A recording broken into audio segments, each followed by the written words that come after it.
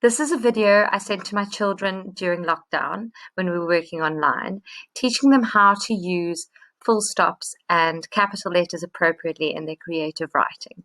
I hope it helps. You don't need to do this using a computer.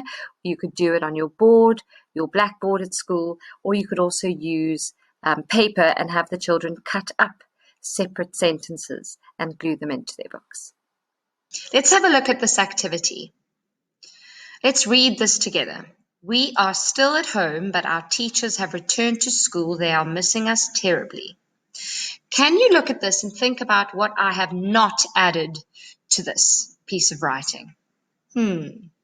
Yes, you're correct. I have not included any punctuation. I have not added full stops or capital letters anywhere. Now, grade 2s. In here, there are actually two sentences, although this is one long piece of writing. This is actually, it can be broken up into two different sentences. And our job right now together is to decide where we are going to add our punctuation. So, when we start a sentence, whenever we start a sentence, we need to add a capital letter. So, I'm sure if you were here with me now, you would tell me that this needs to be a capital, oh, that didn't go very well.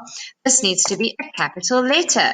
And I'm actually going to put this in color so we can just see what we've done together. Okay, so now it says, we are still at home, but our teachers have returned to school. They're missing us terribly. Oof, that's a long sentence. So let's see if we could break this up into two separate sentences that both make sense. So, could I put a full stop over here? We are still.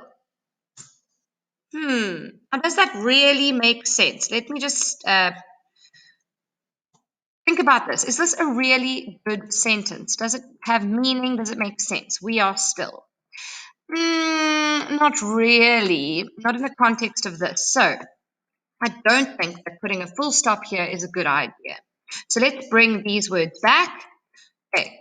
Did we say we are still at? No, that doesn't make sense as a sentence on its own. Did we say we are still at home?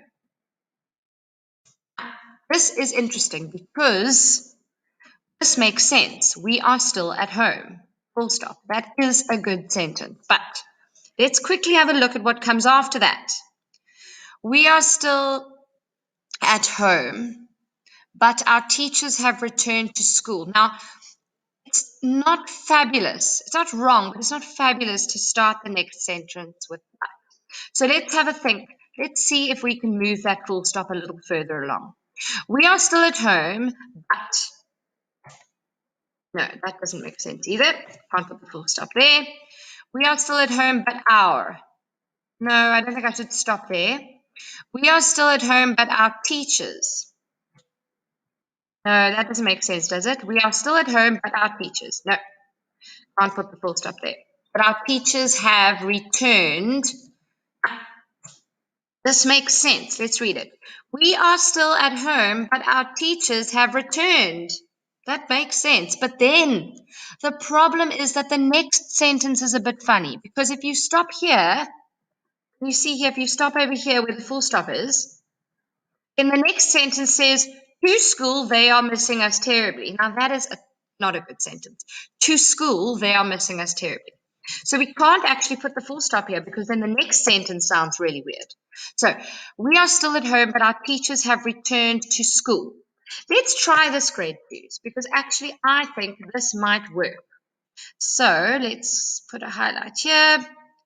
We are still at home, but our teachers have returned to school. And let's actually highlight the whole thing. You don't have to do this, but I'm doing it for the sake of clarity.